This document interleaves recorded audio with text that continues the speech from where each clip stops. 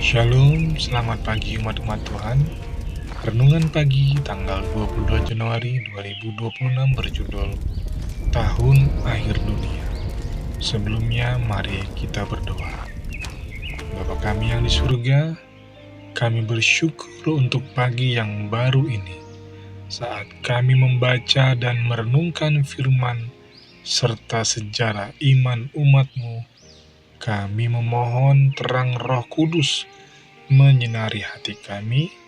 Ajarlah kami untuk setia menanti, teguh berharap, dan tidak goyah dalam iman, sampai rencana-Mu digenapi sepenuhnya. Dalam nama Yesus kami berdoa dan mengucap syukur. Amin. Yang menjadi ayat inti renungan pagi terdapat dalam Wahyu 1 ayat 7. Berbunyi demikian. Lihatlah, ia datang dengan awan-awan, dan setiap mata akan melihat Dia. Tahun ini adalah tahun terakhir setan untuk berkuasa di bumi kita.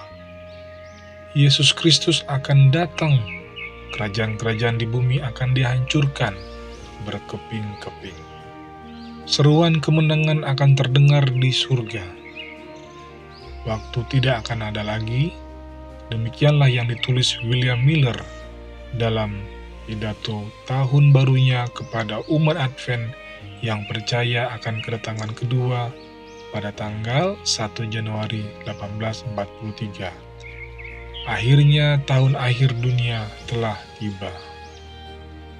Dan seperti yang kita duga, kegembiraan itu besar. Namun mereka tidak tahu persis kapan di tahun itu akan terjadi. Miller sendiri dengan menyadari bahwa Kristus telah berkata bahwa tidak seorang pun mengetahui hari atau jamnya, bersikap sangat hati-hati dalam bahasa tersebut. Sekitar tahun 1843 adalah perkiraan yang tepat menurutnya. Sehingga pada Desember 1842, para pengikutnya mendesaknya untuk lebih spesifik.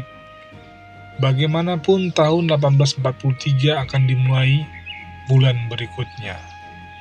Miller menyimpulkan bahwa ia memang harus bisa lebih spesifik berdasarkan perhitungannya pada hari raya Paskah Yahudi.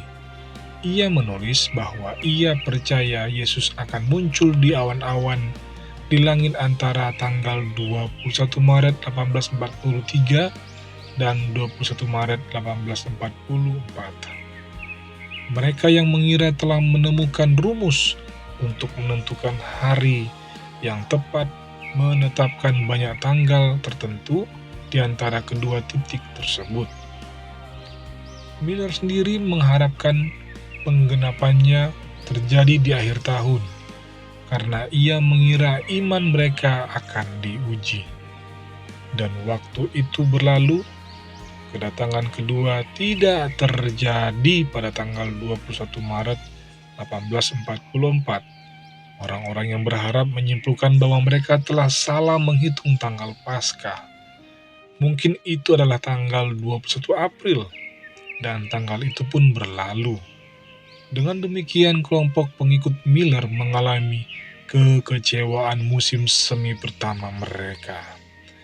Gerakan ini terhindar dari perpecahan pada saat itu karena mereka tidak terlalu berharap pada tanggal tertentu. Di sisi lain, mereka merasa patah semangat. Mereka terus mempelajari Alkitab untuk memahami pada titik mana mereka berada dalam waktu nubuatan. Kemudian di awal musim panas mereka menemukan Habakuk 2 ayat 3. Sebab penglihatan itu masih menanti saatnya, tetapi ia bersegera menuju kesudahannya dengan tidak menipu. Apabila berlambat-lambat, nantikanlah itu, sebab itu sungguh-sungguh akan datang dan tidak akan bertangguh. Mereka menyimpulkan bahwa mereka sedang berada dalam waktu penantian. Lagi pula, bukankah Matius 25 ayat 5 dengan jelas mengajarkan bahwa kedatangan mempelai laki-laki itu tertunda, iman mereka memiliki ketahanan yang harus kita kagumi. Ya, mereka kecewa, namun bukannya menyerah.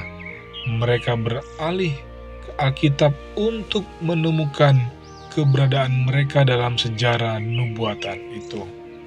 Itu bukanlah yang ingin mereka lakukan, tetapi itu adalah satu-satunya pilihan bagi kita yang terus-menerus berseru, "Berapa lama lagi, ya penguasa yang kudus dan benar?" Wahyu 6 ayat 10. Demikianlah renungan pagi kita pada hari ini. Mari kita berdoa. Bapa yang setia, ajarlah kami untuk menanti dengan iman yang teguh.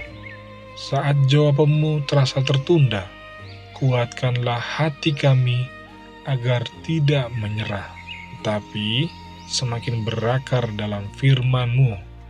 Mampukan kami hidup setia sambil menantikan kedatangan-Mu yang mulia itu. Dalam nama Yesus Kristus kami berdoa dan bersyukur. Amin. Kiranya Tuhan memberkati hari kita semuanya. Amin.